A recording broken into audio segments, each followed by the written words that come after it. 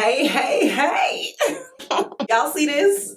That's what we call hang time. Hey peeps, welcome back to my channel. My name is Drusilla Shay, if you don't know already. As you can see, your girl got her hair done and I don't know how to act. I was thinking, there are a lot of things that you have to consider before you get your hair braided. And I was like, why not hop on here, make a video out of it, okay? So this video is going to be solely about how you need to prepare for your hair braiding appointment. If you want things to go as smoothly as possible, make sure that you keep on watching.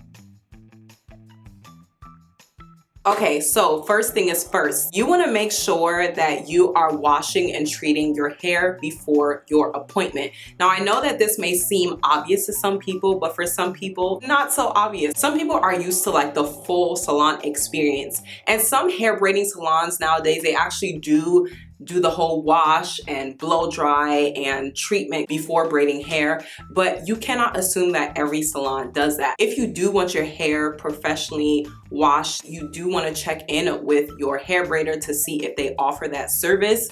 But also keep in mind that if you do get that service, it is going to lengthen your time at the salon. So you have to account for actually getting your hair braided and also getting it washed. And you also have to account for the fact that that's probably also going to be an extra charge. For me personally, I like just doing my hair on my own because I want to just go to the appointment ready, okay? I don't even want to waste no time. Let's just braid my hair. On top of that, I do like treating my hair before I actually go to an appointment. And I have a whole video on how I prepare my hair for braiding. I will go ahead and link that down below and add it to the cards.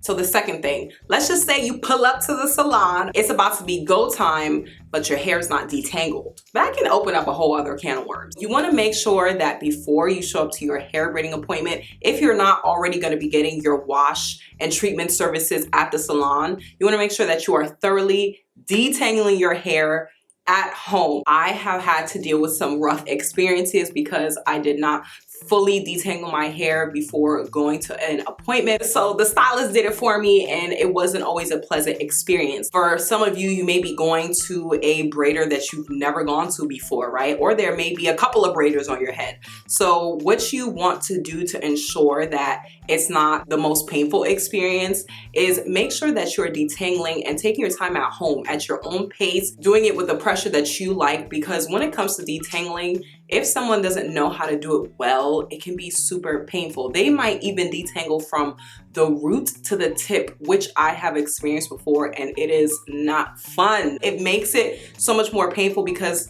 now my scalp is just aching, okay? And then you're gonna wrap that braid all tight. Oh, my scalp, that's already aching. Like, it's just double pain. Now, for me personally, what I normally do is I'll detangle my hair at home. I like to personally blow dry my hair. I also bring a handy dandy comb, and when I get there, I take my hair out of a ponytail, out of the braid that it's in, and I comb through it again one more time, because sometimes some knots be creeping up out of nowhere. Before you get to your appointment, you're like, where did you come from? Like, how did you get here?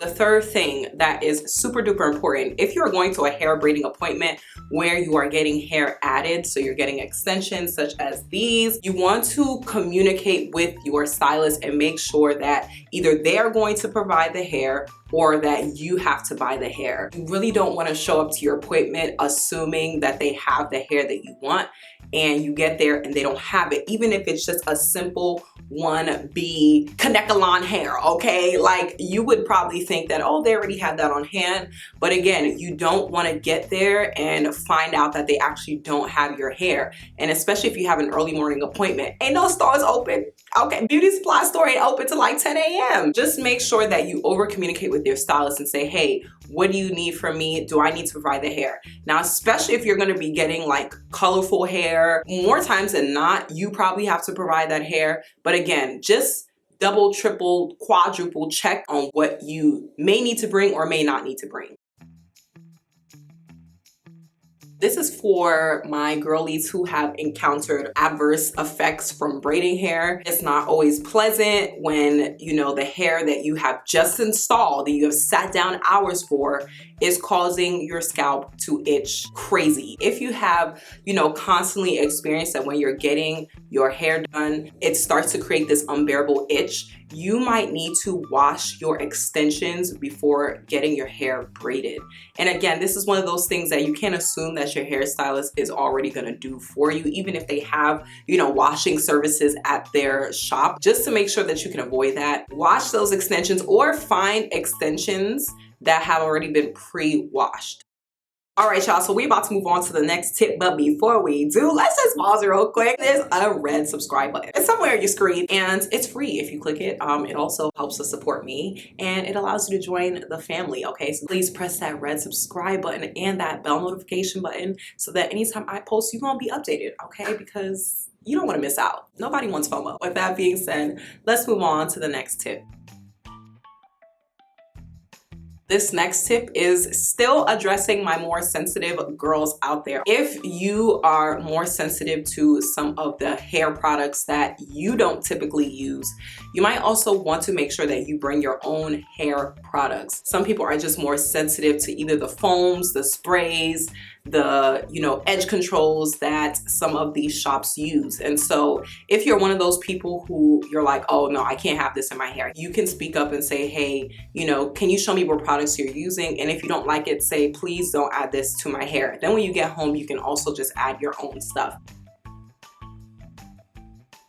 Something that I had to learn the hard way, because I really don't like, you know, causing hassle for people, is that you have to speak up for yourself when you're getting a service done. When you are going to make a payment for something and you're going to spend a lot of money, you have to be vocal about what you want. And I literally had to talk myself into this when it came to hair appointments, because there's so many times when I've gone to a salon and maybe they're being too rough with my hair, they're using products I don't like, and I have not spoken up. And I should have, okay? And this may not be a problem for everyone, but just, you know, prepare yourself to be respectful, but also be vocal. If a braider is being too rough with your hair, you have to, you know, be able to say, hey, can you please apply a little bit less pressure? This is too tight, or I would like it, you know, a little less tight in these areas because those are like my really sensitive areas, or maybe my hair is thinning in those areas. And same thing for if maybe they're doing your hair and it's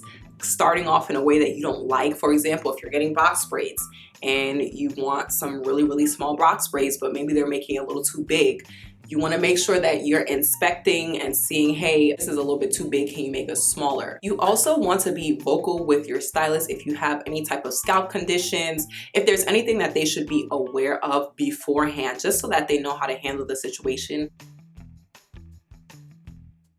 This is a last tip. Something that you want to make sure that you do before you get to your hair braiding appointment is ask them if they take cash or card, or both. Not all shops accept all forms of payment. Some still do not accept electronic forms of payment. If you're not familiar with the shop that you are going to get your hair braided at, just make sure that you check in with them and say, you know, what kind of payment do you take? There have been a couple of times where I've been in situations where I assumed that, you know, a salon took card, and they're like, no, we only take cash. So I'd have to leave, go to find an ATM, take money out, come back to the shop. But just to avoid any additional hassle, having to go find an ATM, dealing with ATM fees, find out beforehand. So in the case that you can only bring cash, you can go to your bank, take out the money before you go to your appointment, and you already have it on hand.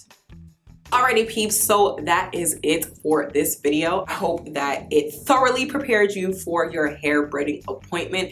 If you enjoy this video, go ahead and give your girl a thumbs up and let me know down below in the comments, what other things would you do to get yourself ready and prepared for a hair braiding appointment? Let's have a conversation down below. And while you're there, okay, there's this beautiful red button. It's called the subscribe button. I'm gonna just need you to go ahead and hit that for your girl, okay? Please and thank you. And while you're at it, please press that bell notification button so that anytime I post, you'll be up to date. Thank you so much for joining me for this video, and I will see you guys in my next video next Sunday. Deuces.